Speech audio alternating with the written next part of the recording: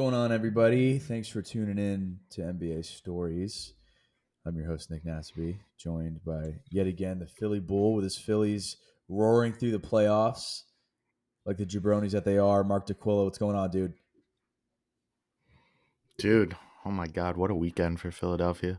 My city has taken me to all new levels of confidence that I'm not used to having this time of year.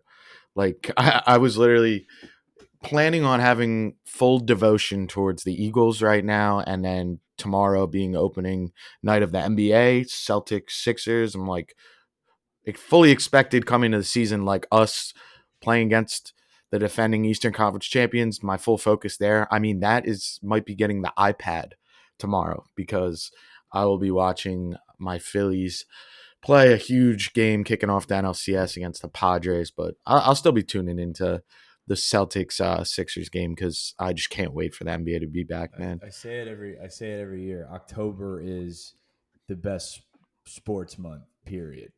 Because we have NHL comes back, NBA comes back, right? NFL's in full swing, college football is in full swing. We saw that show with Alabama and Tennessee last week, and holy crap on a cross. One of the best games I've ever seen in my life. You know, that's like full swing NFL, full swing college. Heisman race starts to heat up this time of year, right? And then college basketball comes back this time of year. I mean, it's all coming all at once. So you know we're strapped in, dude. Strapped in. It's all fucking happening, and just to go all the way back, NBA starts tomorrow, brother. You know, we got the tip off special here tonight. We're going to be bringing you guys our viewpoints on the season. How do we think it's going to play out? What is our predictions, you know, when it all comes down to when it's all said and done, who's going to be standing there with the trophy with Larry O'Brien in their hands, and more importantly, who's going to be there with them? Who's going to be the losing team walking off? Right.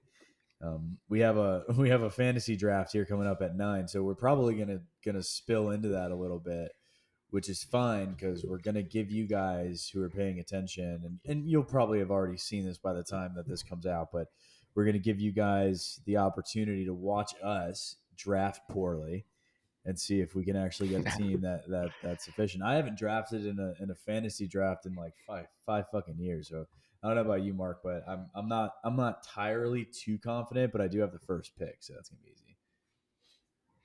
Yeah, no, I'm in the same boat as you. The only league I've ever done in the past 5 years, as far as the NBA goes, is a 6 team league that I just told you about with my uncles. So if I actually had that draft last night, and if I really need to tame my expectations because I'm not going to be coming home from this 10 team draft with I think Steph Curry, Zion, LeBron, and Giannis. I think like I have like ridiculous players on that team because it's 6 teams. Wild to think So that I LeBron's mean, wildly underrated as a fantasy player right he now. is.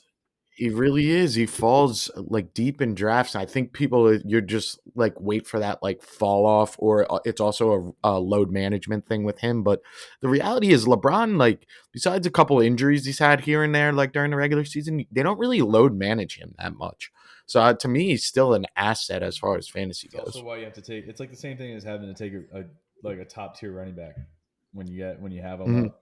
You know, it's like you just yeah, I get it. Cooper Cup's available, but I have still have to go. I have to go Swift because he's like the number one running back up there. That drop off's going to be heavy. So like same thing with a guy like LeBron, right? I mean, like the load management, whatever. He's 37, whatever. I mean, we've seen what he's been capable of doing for the last 20 fucking years. If that's any indicator, I think that we're going to be in good shape. You know, the last time I did like a full um, like head to head style uh, fantasy basketball league, my number one pick, and I had the top pick at that point too, was Dwight Howard. So, just to show you how long it's been. That's Yeah, and he was a killer that year. It was like 2010, and he was getting like four. That was a year where he just like absolutely went batshit crazy. He was like 40, 20, and 10 blocks every fucking game, and it was just like blowing up every single team I was playing. So, you know, but we'll see. You know, I have my number one pick already settled. I know who it's going to be, and I'm excited to take him. And we'll see, you know, where everything goes from there. Snake drafts can get kind of wonky sometimes. So, but we're going into this year, and we were talking about this last week because I think this is a really substantial and significant point to make. This is the first year in how long? I mean, you could even probably make a case till since like the Kobe era Lakers, the second phase of the Kobe era Lakers, that there's not really a definitive name that pops off the page who's going to go to the finals, who's the favorite, right? You said it last week. The favorite on paper, according to Vegas, is the Clippers. That's crazy, right? You know, Wild. that's a great, and but like there's a reason why, right? Vegas doesn't make mistakes. Like they pick stuff intentionally and they change it appropriately. They want to give people an option, an opportunity to lock this in just in case it goes one way, and they're going to give everybody else the opportunity when it invariably goes the other way because so and so doesn't feel like playing basketball. But I mean, they do have a good point though, because I mean, you have to also think about who's on that Clippers team, right? They're led by a very stout head coach in Tyronn Lue. They have a point guard coming back who, like, let's get real. We haven't seen John Wall play in a while. He's 32 years old, right? He's John Wall, you know, an 11 assist game guy at his prime, the fastest guy with a basketball in his hands in his prime. What is he now? No one really knows. You know what I mean? So it's like, what are we going to get out of him, and how is he going to utilize this talent that he has around him? You know, all of the auxiliary pieces on the Clippers. I mean, I get the pick, I get it. I don't agree with it. Yeah, Yeah, no, absolutely. And I think they're like, I don't know if they were, what the line I had seen, it was definitely them to have the best regular season record. I feel like it might have been like the Celtics, or the Celtics might have had better odds, or Bucks to win the championship. But I guess because the Western Conference is a little bit weaker going into the season, they're considering it that the Clippers were the ones that had the best odds to finish with the best record. Like you said, it's just a little bit too many unknowns for me to go that direction. Although I think they're an extremely dangerous team, but the team that I almost would take a flyer on before them, like, come with a very similar sort of storyline, and definitely the team I'm most excited for going into the season. I guess we can get right into our NBA Finals prediction to start things off, and then we'll roll into the uh, yeah, awards might if as that's well. good with you. Yeah, But that's fine. yeah, I, I'm gonna take. Was between going in both conferences with like the sexy pick versus what I think is a little bit more concrete, and I'm gonna go with my sexy pick in the West, and that's the Denver Nuggets. I really am buying into the fact that Jokic has been arguably the best player in basketball for several years now, and he's done it with virtually nothing.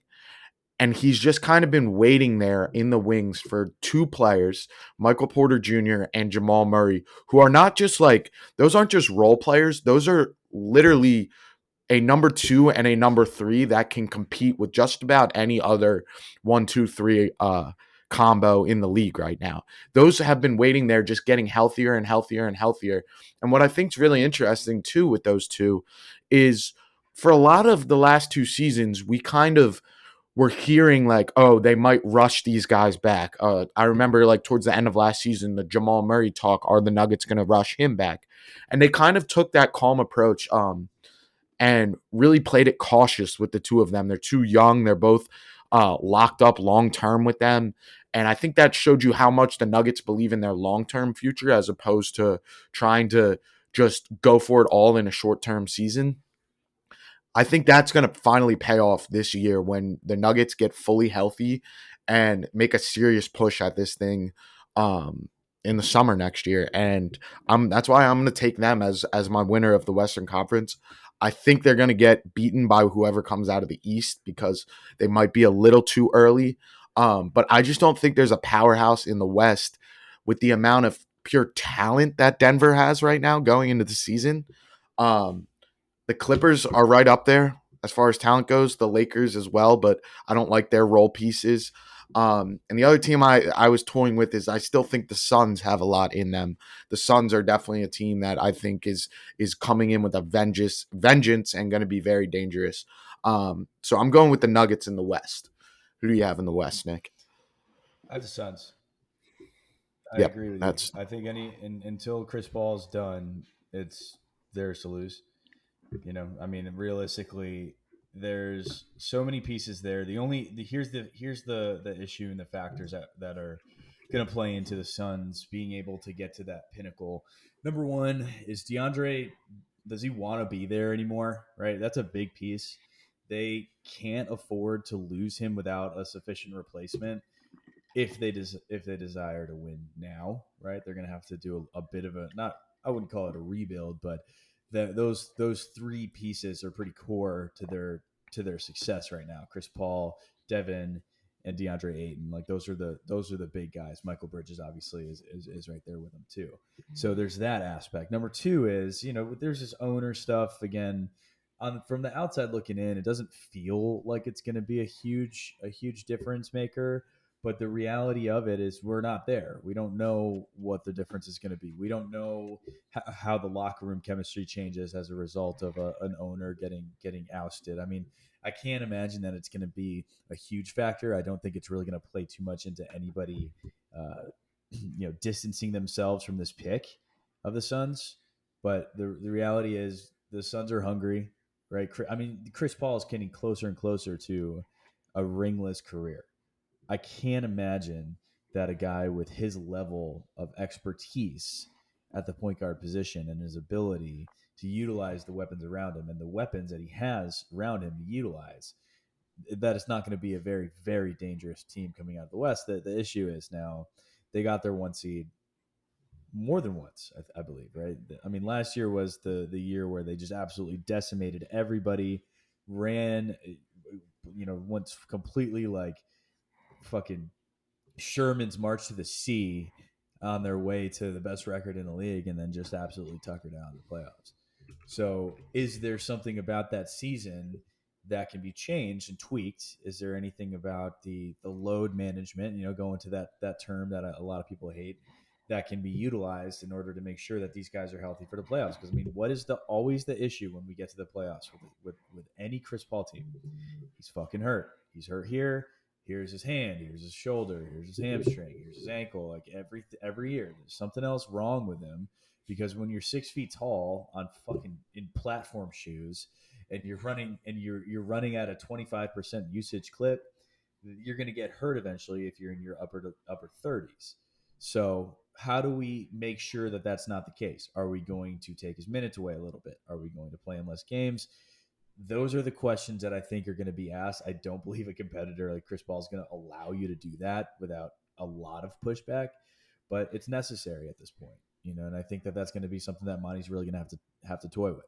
So I'm saying the Suns out of the West. I don't know if I mean, because they're again also just remember there's competitors that are basically falling out of the equation. The Jazz are gone, right? I mean, the Spurs have been gone for a while.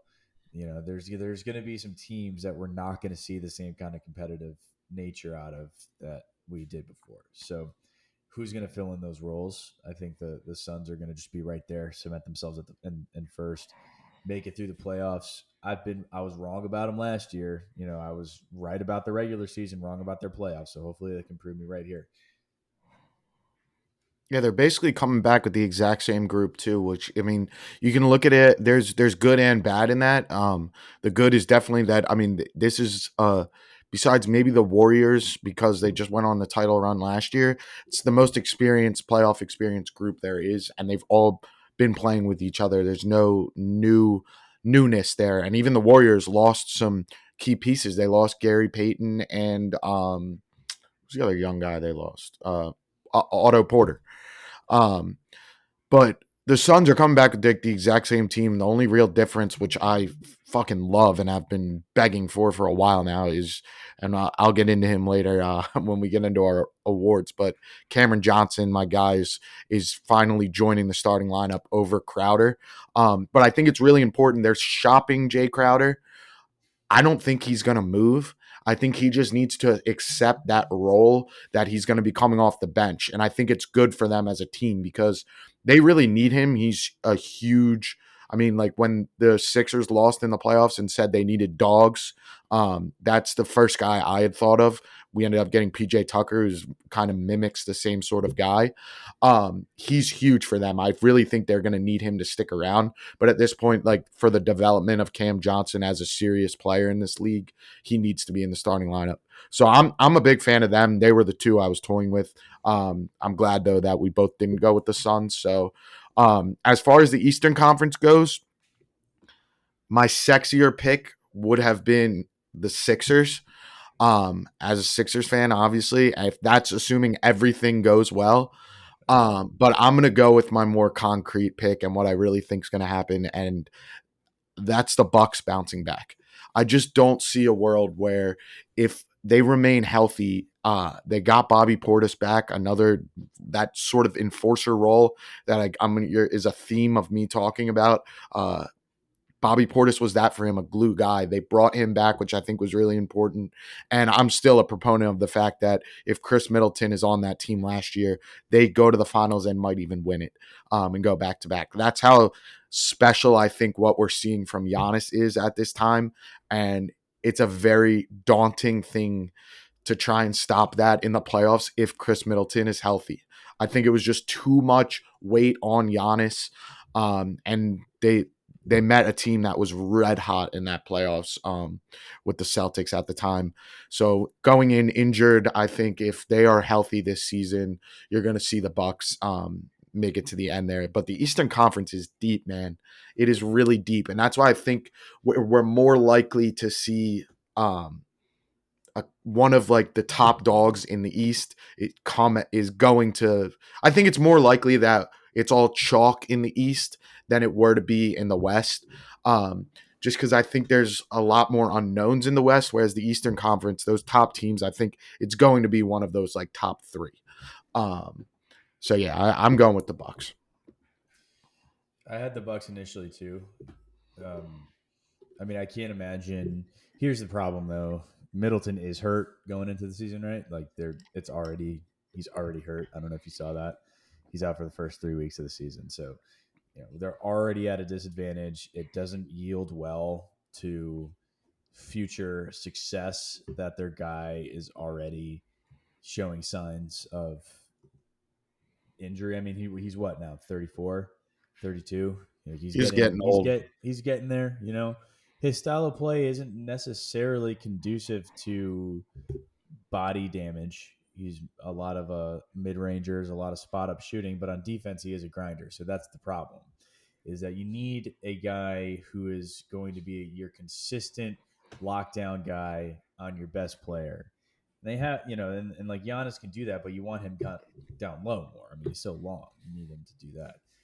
So there's a couple options. The East is, as you said, they're loaded. The problem that we run into in the Eastern Conference is that there's so many teams that we see just succeed blatantly, do so well in the season, and then get to the playoffs, and the same thing like we see with the Suns or the Clippers or recently like the Lakers and notoriously teams like the Nuggets before the Jazz got rebuilt. The Jazz, those are the options there where they just fall apart to a point where you don't even really look their way when you're looking at predictions because it's just so consistent that happens.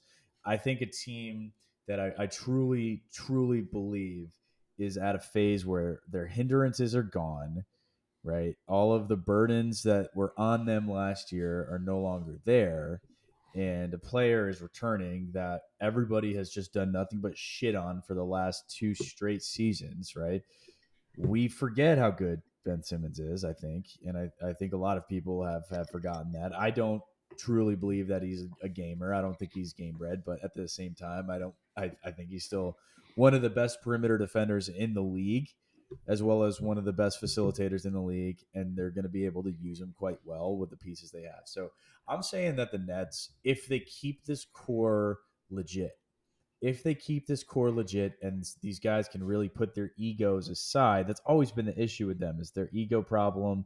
It's not gone, right? They have Ben Simmons who instead of going on record and talking shit, he'll go on a stream and talk shit, right? It's just a different fucking type of guy. And so that's the problems that we're running into is, are they going to be conducive as a unit? We've said it for years and years and years. This is the problem you run into with the super teams. A bunch of guys making hundreds of millions of dollars who don't necessarily need each other in order to do well, but they might need each other in order to win a championship. The problem is they all want to be number one. We all know who number one is on that team. Nobody has to ask the question. That's the nice thing about this particular big three, the same way that it was with the Heat back in 2010, 10, 11, and 12, which is a funny story because I always believe that Dwayne Wade was better than LeBron, but LeBron was always the alpha dog. But at the same time, it's like we know KD's the guy.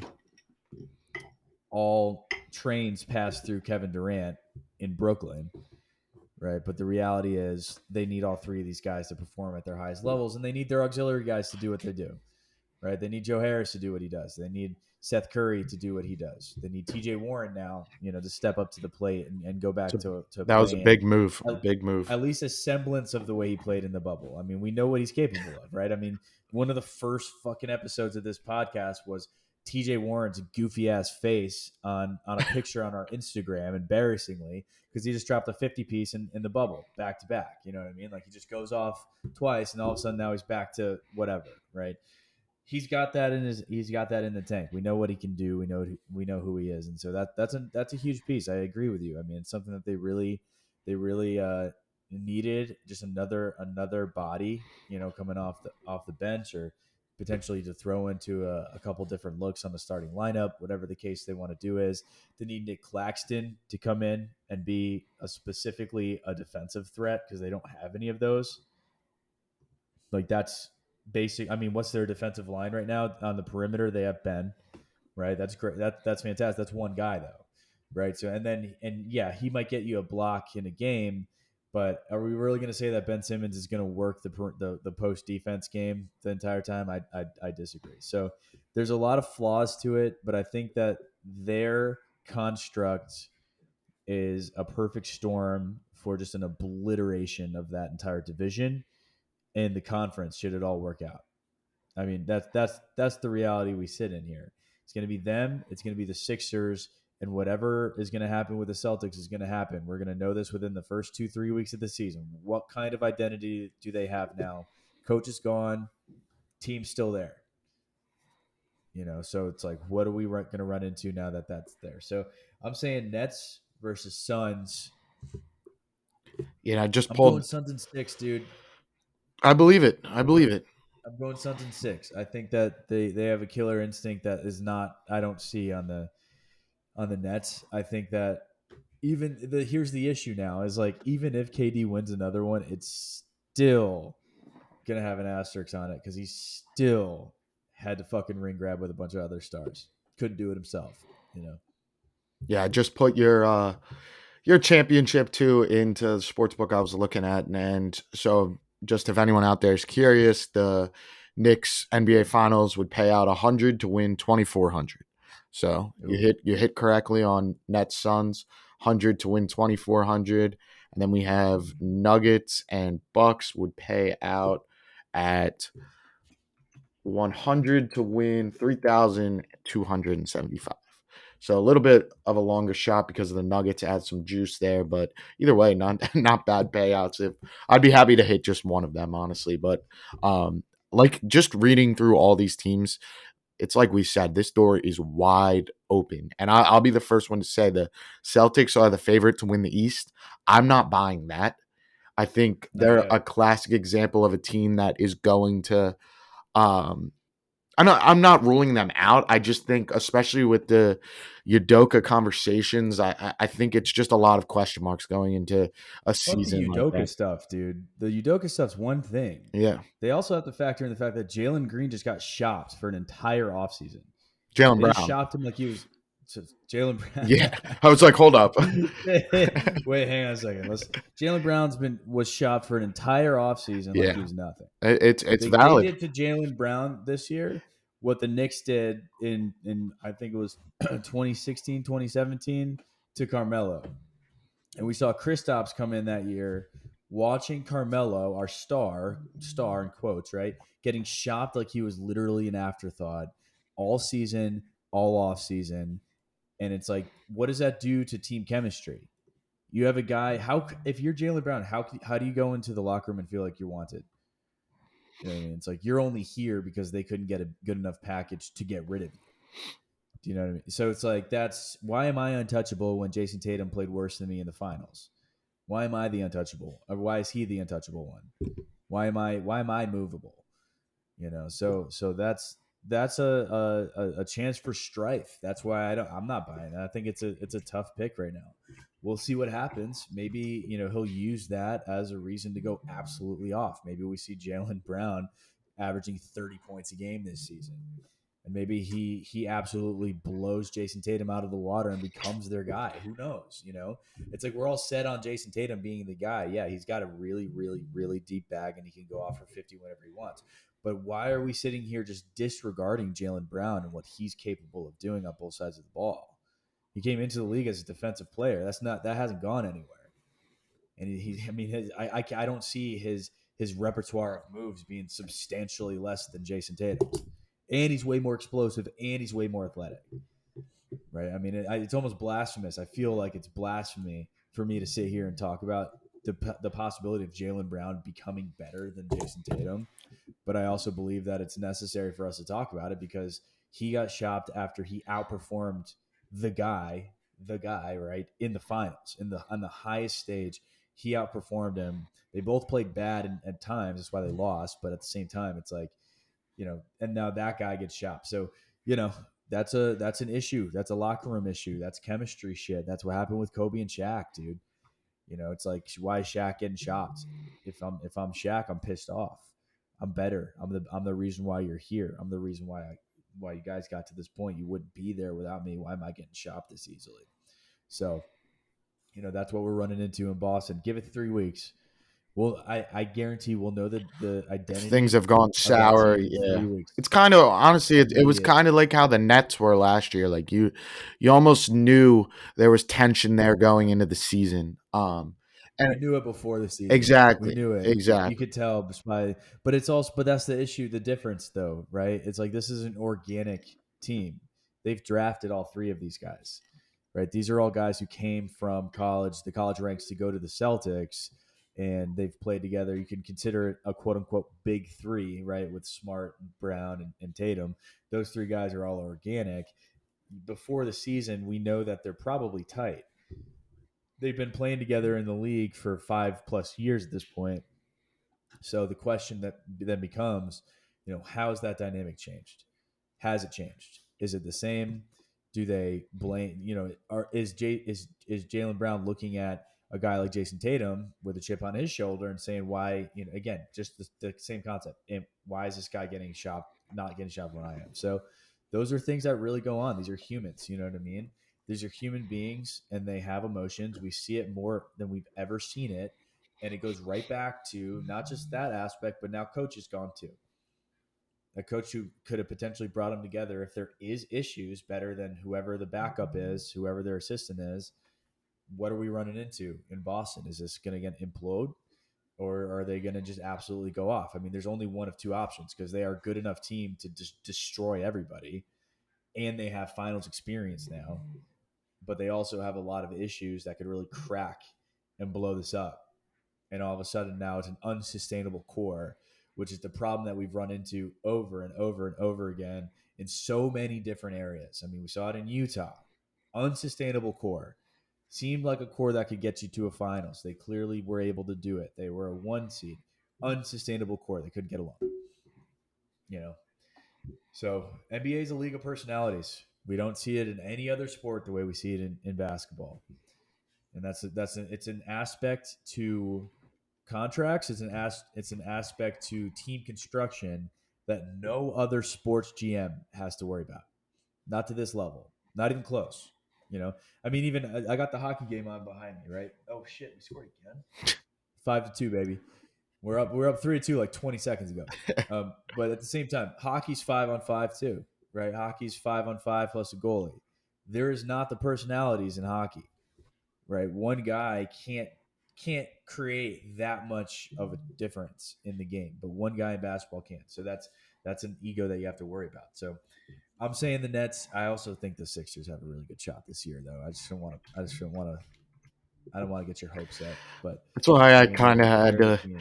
I'm with my predictions. There's a sixer I can make a case for in just about every category, but I'm trying to hold some of my bias back, just a little bit. I'm saving it for one award in particular that I think we should have pretty much locked up. That does bring us to our MVP conversation, but I'm not going to go the direction that you guys all think I'm going to, because believe it or not, I actually think Joel Embiid, as far as MVP goes, and it was why last year pissed me off so much. I don't know if he can ever replicate the season he had last year. I think he should have been the MVP. I understand why you go Jokic, the unicorn effect that we talked about a little bit in the pre-show that Otani kind of gets in baseball in a weird way. It's similar to if Jokic is healthy every year, he has a case for the MVP. He really does because no one else is going to be as well-rounded in contributing to a team's success as he is year in and year out. But I just, as far as Embiid goes, health wise, he was very healthy all of last season. Um, because of the Ben Simmons situation, I don't know if this. Think about the first half of the season until they got James Harden. That was his team, and that's all they had. The offense ran through Joel. You saw that change a little when Harden got there for the better in a way.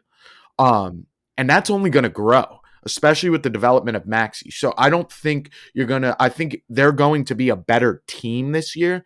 But as far as an MVP case goes, it's not Joel's year for the MVP, in my opinion.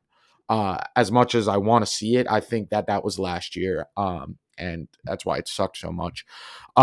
If you want me to make a case, though, for the guy that I think is going to come away with it this year, we were talking about another category that we're going to get into later, League Pass MVP, the guy that is just electric night in and night out to watch. And I think this year he's just going to bring his game to a whole nother level. Ja Morant is my pick for MVP. Oh, I think he can take that step up. I really do. The issue with him is, as far as a well-rounded game goes, he's not going to put up the assist numbers and like win share that you see from Doncic, you see from Jokic, you see from Giannis. I still think he's going to have one of those seasons similar to almost a Derrick Rose, the year Derrick Rose won MVP. Um, that's the closest thing I can really compare it to, where he is almost gets that electricity vote. And I think Memphis has the case to really finish as a top 3 seed in the West. And if they do it, it's hard to argue beyond Jokic that anybody is more valuable to their team.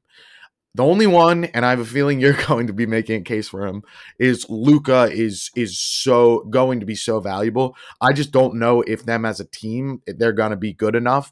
I think if the Grizzlies can finish as a top 3 seed and the Mavericks are a 7-8, say, I think it's a harder case for Luka over Ja Morant because I really do think Ja's going to average over 30 points a game this year. I truly believe that, and I think you're on the verge of him really solidifying himself as like a first team All NBA player this year. I think last year was a classic example that we've seen of like those stars in the NBA that first year when you see the stardom. Last year it was like night in and night out. We were talking about Ja Morant highlights. He was the most talked about player on this podcast by far. And I know that probably goes the same for a lot of others. So I'm going with that storyline feel. The NBA likes to follow a storyline. I think Ja Morant is that storyline this season, and he takes home the MVP. that's surprising. I didn't think you were going there with it. I was assuming it was between two people. But I'll be honest with you too. Neither of us are gonna pick Luca here, and the only reason I'll be honest with you also, the only reason I'm not picking Luca is because I picked him for the last 3 fucking years to win an MVP, and he hasn't won it yet. So I think if I don't pick him, there's a better chance he'll win than if I do. I I am convinced that the MVP is a Mm-hmm. storyline. It's voted on by writers. They're storytellers. They like the storyline of the MVP. So unfortunately, for a lot of guys who should get it year in and year out, or at least get votes for it year in and year out, they don't, because the best story wins. The best story of the year wins, right? The Joker back to back. I mean, last year and the year before, just the things he's capable of as a point center. Maybe the first of our generation, maybe the last of our generation of actually truly what he does. That wins. That wins an MVP twice, right? Giannis, this skinny kid from Greece who comes up and starts to become this unstoppable force, unbelievably unstoppable force, right? And starts to just absolutely dominate the Eastern Conference. He wins the MVP back to back. Russell gets a triple double on a 6 seed. He wins the MVP. Derrick Rose has a nuclear season. He wins the MVP. The best story in the league is the one guy who has been in a top three vote for the last, what, 3, 4 seasons and hasn't won one yet, and has a case every single year as to why he should have won over the guy who did, especially the last two. Right? It's to your point, I see what you're saying about Embiid. I believe that the writers are honing in on him big time this year, because if he does what he did last year and he has the personnel that got him to that point, to those numbers last year, there's just no way you can stick him again. You just can't, right? Like, this is the same thing that happened with James Harden for years.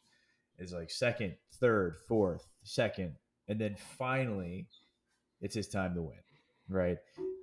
He's right there. I mean, he's averaging damn near 30 points a game every season. He's shooting threes with the as well as a wing right now, right? He's able to see the court. He's blocking shots. He's getting rebounds. There's just no reason why he shouldn't get an MVP. He is the most important player to one of the best teams in the league. It's not even relatively close, and he's on a team with a Hall of Famer, like a first class, first ballot, unquestionable former MVP, Hall of Famer James Harden, and no one even considers Harden to be any semblance of a number one. Now, I get he's 33 years old. I get that, but at the same time, it's like that's the importance of Joel Embiid. I'm saying Joel wins the MVP. He's a plus 600 right now. All he's behind is Luka, who's a plus 550. Luka, obviously, I believe has to be the favorite going in. He was the favorite going in last year, though, too. So every year it's like Luka, Luka, Luka. I get it, but if the Mavericks keep going in as a 5 seed, how do you give it to Luka when the Sixers are better? Yeah, I love it. I, it's hard to do it.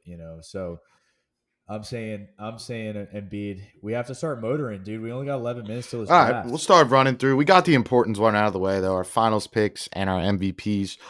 So we can just do we got this draft coming up in about 10 minutes, which, as Nick mentioned, we'll take you guys through that, sort of our thinking as we go through our picks. But yeah, I guess let's just knock out these other awards. We can do like a little brief why you picked them, and that's it, and then we'll move on to the draft. But yeah, I'll actually I'll just go through all of mine, and then you can go through all of yours. We'll do it that way. But yeah, as far as rookie of the year goes, I think I mentioned it a little bit in last week's episode. A guy that I'm taking a flyer on personally, I've already placed a bet on him. And it's purely from a volume standpoint, and because of the team he's playing on and just got traded to, having quite literally nobody to shoot the basketball. I think Ochai Agbaji, the first round draft pick of the Cavaliers from Kansas, that then got traded to Utah in the Donovan Mitchell trade. I think that's somebody at plus 3,000 who can straight up ball. I loved what he did in the tournament this year. He led that team all the way to a championship and was their number one option throughout the season. He had a really cold national championship, but I believe he was a big reason they came back in the second half to beat North Carolina. I think he's only going to get better as a scorer, and from a pure volume standpoint in Utah, that team is horrendous. They have nobody else to take shots. So, I mean, besides Jordan Clarkson, I think Agbaji is going to get like a Michael Carter Williams type rookie of the year. The favorite is like Banchero and Jalen, or not Jalen Green. Oh my God. what's his name, Jabari Smith, is those are Yeah. two fairly good options as well. Which we should, and those guys are obviously going to get their looks. I think that Paolo, it's his to lose, right? Because I mean, you talk about a team where the usage rate is you have a chance to go 20% plus. That's the magic right now. They have talent. They have some pieces, but Paolo's the guy they're going to want to build around. That's why they took him first. There was a lot of other options here. They could have gone Chet. They could have gone Jabari first. I'm not going for any of those guys. I'm going for the guy who had the best preseason, the best summer league, and Keegan Murray. Love it. I mean, that's that. If you look at what is in Sacramento right now, with the abilities of De'Aaron, Sabonis with him, I mean, those are two names right there, right off the cut, that can really play well together. We'll see how their egos mesh. They're going to be obviously bottom dwellers this season, probably next season. They have maybe the worst city to play in. Like, no one cares. Does anybody give a shit in Sacramento? I mean, I feel like everybody there is just a Warriors fan anyway, so it's like, who cares? But at the same time, they actually give a good product to their fans, and they're an exciting team. So Keegan Murray, I think, takes it away. I think he's so underratedly exciting, and I'm pretty stoked on him. But yeah, I don't see any reason why we can't just keep this going into the No, draft. It's like, absolutely. who We'll do cares? a little bit of both. Yeah, I mean, I got what pick I are you doing? am drafting in the 9 spot. So that'll be nice because we can kind of like you can talk when your picks are going, and it'll transition nicely into mine since you're at the front half of the draft. I'm at the back half. And yeah, I'm gonna actually we can cut this out, but I'm just gonna get a Google Meet going so that we can start screen recording.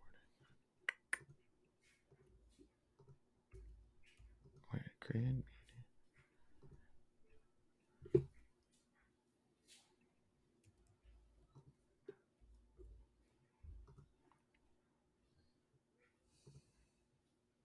Yeah, You know who the favorite preseason depoy is? Rudy Gobert. All right, I just dropped that link. You should be able to access that one. Easy. No, I put it in the Zendesk or Zendesk. Why did I say? Oh my god, it's a work thing. Zencaster.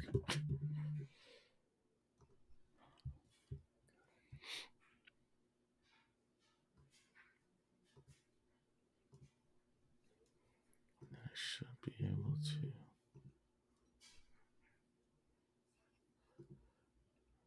Perfect. All right. Are we still recording on this side? Hell yeah, we are. Yeah, hold on. I just need to figure out how to. I already have us muted on here, but I need to mute the sound so that I can. Oh, here you go. I'll mute site.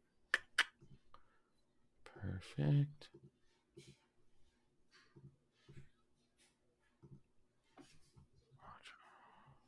All right. Dude, I was literally looking him up on here because I'm like, I keep talking about this Agbaji pick, and then I was looking at their depth chart, and like they don't even have him like projected to play at all. I'm like, oh my god, oh god. It's fine, bro. The amount of people who actually No, get to this phase, like, we'll that's figure pretty we'll funny. figure it out. I'm Maybe still, you're right. Agbazi's actually dude, I pretty sick love though. him. I That's like why him. I'm like, I maybe he'll still get a chance at something. I forgot they have I sexting too.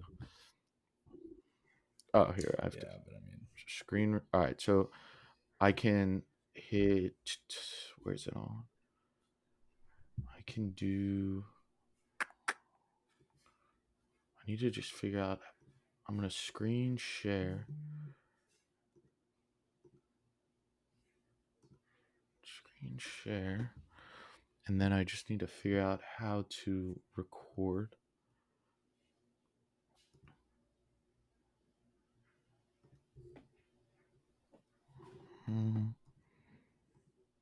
Oh, here we go.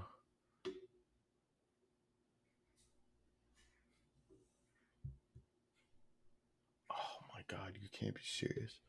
I have to record meetings for on-demand viewing.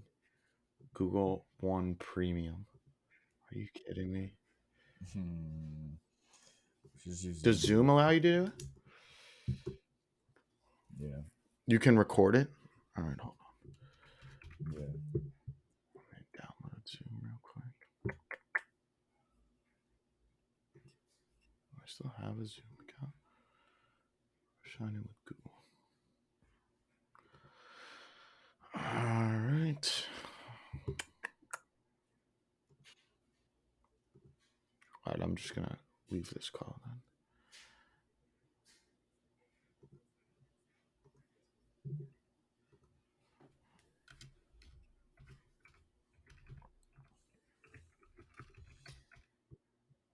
While we're waiting Mm-hmm. here,